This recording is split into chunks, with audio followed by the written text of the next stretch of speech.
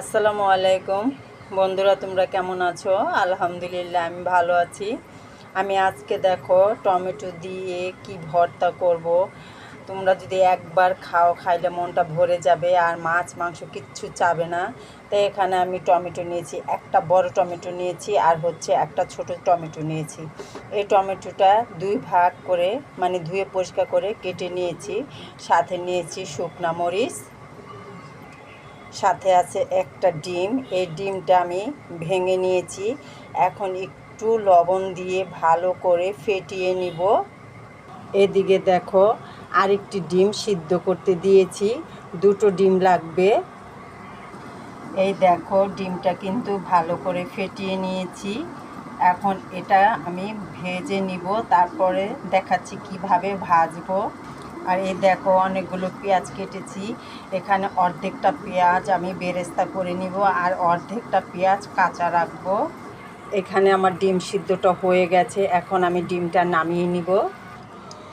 দেখো এখানে কিন্তু কিছুটা শুকনো মরিচ আমি লাল করে ভেজে নিব, মানে কালো করে ভেজে নিব, যাতে মুচমুচে হয়। এই দেখো মরিচগুলো একটু কালো কালো করে ভেজে নিয়েছি। দেখো কড়ার মধ্যে আর একটু তেল দিয়ে দিয়েছি। এখন এই ডিম ফেটানোটা দিয়ে দিব। ডিমটা এখন আমি ভেঙে তুলে দিব, মানে এইভাবে নাড়াচাড়া করতে করতে দেখা যাবে পুরোটাই ভেঙে গেছে, আর লাল লাল সুন্দর হয়ে যাবে। দেখো ডিমটা কিন্তু ভাজা হয়ে গেছে। আমি এখন ডিমটা উঠিয়ে নিব। এখানে আবারও একটু তেল দিয়ে দিলাম। এখন আমি পেঁয়াজটা, এই অর্ধেকটা পেঁয়াজ বেরেস্তা করে নিব।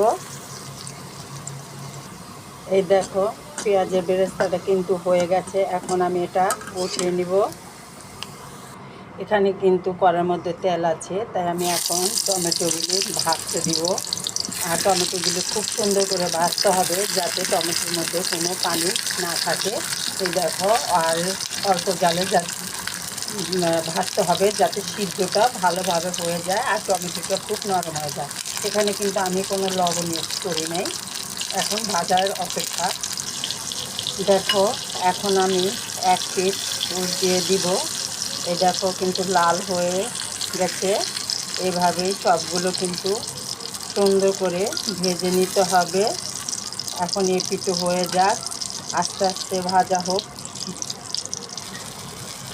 এই দেখুন টমেটোটা কিন্তু ভাজা হয়ে গেছে, আর চেপে চেপে কিন্তু পানিটা বের করে দিয়েছি, সিদ্ধটা হয়ে গেছে। এখন আমি এটা নামিয়ে নিব।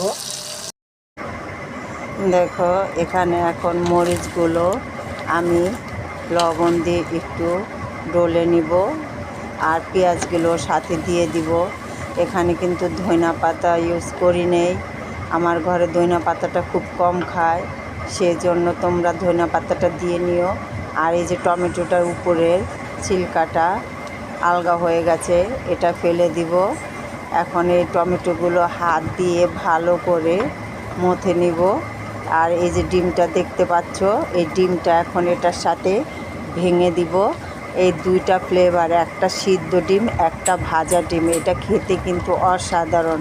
আর এটা মানে খেলে বুঝতে পারবা কীরকম একটা ভর্তা। সাথে দিয়ে দিব সরিষার তেল। এই তেলটা দিয়ে আবারও ভালো করে একটু মেখে নিব। আর সিদ্ধ করা ডিমটা কিন্তু একটু আস্তে আস্তে আছে। ভাতের সাথে কিন্তু দাঁতের নিচে কামড় পড়লে খুব ভালো লাগে। দিয়ে দিলাম পেঁয়াজের বেরেস্তাগুলো। এখন এই দেখো কত সুন্দর হয়েছে। একটা পেঁয়াজের বেরেস্তা কিন্তু ঘ্রাণই আলাদা। দেখো কত সুন্দর। বন্ধুরা, যদি ভিডিওটা ভালো লাগে একটা লাইক, শেয়ার, কমেন্ট করে জানিও। আর চ্যানেলটি সাবস্ক্রাইব করে